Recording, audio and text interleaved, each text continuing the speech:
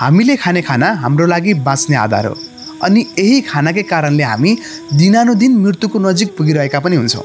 के खाने, कति खाने, कसरी खाने अनि कति बेला खाने जस्ता कुराहरू नजान्दा तपाईँ हामीमध्ये धेरैजना कुनै न कुनै जटिल रोगले ग्रसित भइरहेका हुन्छौँ।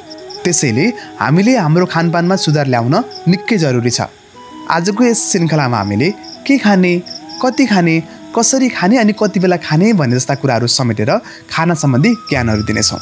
सुरु गरौँ है त। जसले तपाईँको औषधिको आविष्कार गर्नुभयो, मोडर्न मेडिसिनको अब भनौँ न, अब त्यो फादर हिप्पोक्रेटसले भनेकै ओतबाटै सुरु गरौँ। लेट फुड विदाई मेडिसिन, लेट मेडिसिन विदाई फुड। खाना नै औषधि, औषधि नै खाना रहेछ। अझै यसलाई अझ बुझ्ने भाषामा तपाईँहरूलाई क्लियर कसरी गरिदिउँ भने, जस्तै जङ्गली जनावरलाई डक्टरको व्यवस्था छैन नि त, छैन होइन? त्यो किन त भन्दा they are following natural rules and regulation, so they are happy and healthy. त्यो भएको कारणले गर्दा महत्त्वपूर्ण चिज खाना हो।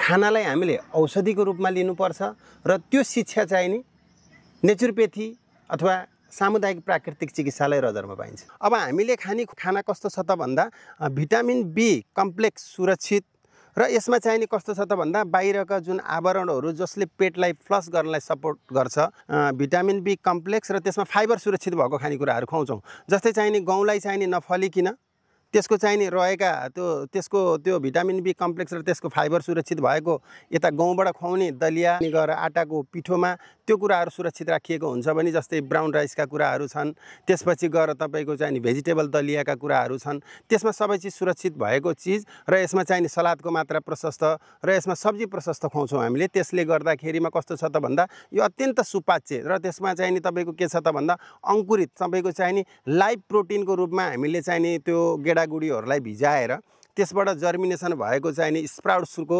दाल र त्यसको सलादलाई पनि हामी उपयोग गर्छौँ। शरीरले त्यो पचाउनलाई जुन किसिमको श्रम खर्च गर्न पर्थ्यो, सुपाच्य चिजलाई पचाउनलाई शरीरको श्रम कम खर्च हुन्छ। बाँकी रहेको सुरक्षित भएको त्यो शक्तिले के गर्छ त भन्दा क्लिन्जिङ प्रोसेसमा र शरीरलाई डिटक्सिफिकेसन गर्नको लागि सपोर्ट गर्न सक्ने भएको कारणले गर्दा हामीले एकदम सरल सुपाच्य र चाहिँ एकदमै पेट सफा गर्ने प्रकृतिको खानेकुराहरू बढी खुवाउँछौँ। प्राङ्गारिक चिज खुवाउनको लागि हामीले आफ्नै प्राङ्गारिक खेती छ। प्राङ्गारिक खेतीमा पनि कस्तो भन्दा वैदिक कृषिलाई पनि हामीले यसपालिबाट जोडिरहेका छौँ। त्यस्तै चाहिँ नि बिरामीलाई दुध व्यवस्थापनको लागि हामीले काउ सेड छ। काउ सेडमा हामीले बिरामीलाई आवश्यक पर्ने दुध र दही हामीले आफैले व्यवस्था गरेका छौँ। अब कसैलाई तपाईँको दुध पच्दैन, त्यो दुध नपत्ने मान्छेलाई हामी दही दिन्छौँ। बिरामीलाई खुवाउने मह र कागती पानीको लागि हाम्रो आफ्नै कागतीको फर्म छ। त्यस्तै महको लागि हामीले करिब 50 घार मौरी पनि पालेर सुरु गरेका छौँ। खानासित सकेसम्म हामीले पानी खानु हुँदैन। खाना चाहिँ नि हामीले खाने कार्बोहाइड्रेट मुखबाटै पच्छ। मुखबाट पचाउनलाई जुन रियाल निक्लिन्छ त्यो सेलिबा जुस, त्यो पानी खाइदिएपछि त्यो पातलो हुन्छ र त्यसले एक्सनले आफ्नो काम गर्न नसकेको कारणले गर्दा त्यो चाहिँ तपाईँको पचाउनलाई गाह्रो हुन्छ। पचाउनलाई गाह्रो हुने बित्तिकै नपचेको चिजहरू फ्लस हुन सक्दैन, आन्द्रामै टाँसिएर बसेको हुन्छ। राम्रो भनेको के त भन्दा 10 बजे खाएपछि 5 बजे खानु भयो, सूर्यास्त हुनुभन्दा पूर्वै खानुभयो भने साह्रै राम्रो हुन्छ। तपाईँ रिसाएको बेलामा खाना खानुभयो भने पच्दैन। त्यो भएर प्रसन्न मुद्रामा खानु पर्यो। एउटा खाने मान्छेले भने पकाउने मान्छेले पनि प्रसन्न मुद्रामा पकाइदिनु पर्यो। त्यो यदि पकाउने मान्छे मात्रै तपाईँ अलिकति रिसमा अथवा तपाईँको केही चिजले उसलाई मनमा केही ताप भएको अथवा चाहिँ तपाईँको एकदम प्रेसर केही त्यस्तो चिजको फिलिङ भएको बेलामा खाना बनायो भने त्यो बनाउने मान्छेको प्रेसरले अथवा ऊ चिन्तित अथवा ऊ तपाईँको चाहिँ तनावमा भएको कारणले त्यो दिनमा सबै परिवारकै स्वास्थ्य बिग्रिन्छ। श्रमको आधारले हामीले चाहिँ नि खानालाई छान्नुपर्छ।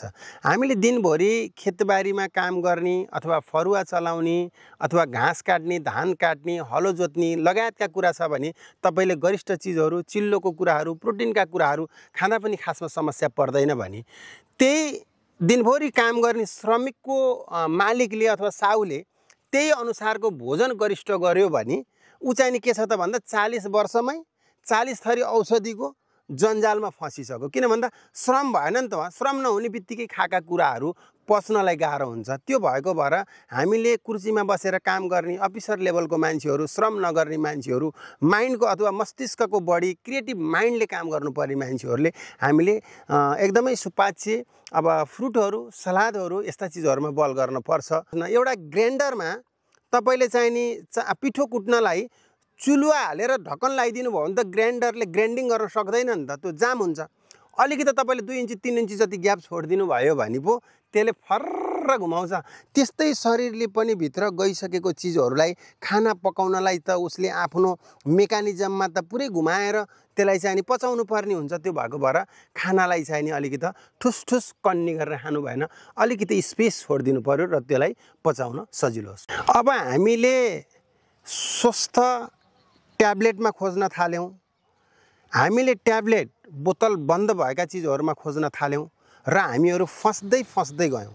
हाम्रो नेचरसितको एट्याचमेन्ट भनेकै गुड हेल्थ हो। त्यो भएर भनिएको छ नि, नेचर इज अ गड, होइन? Nature cure not the physician.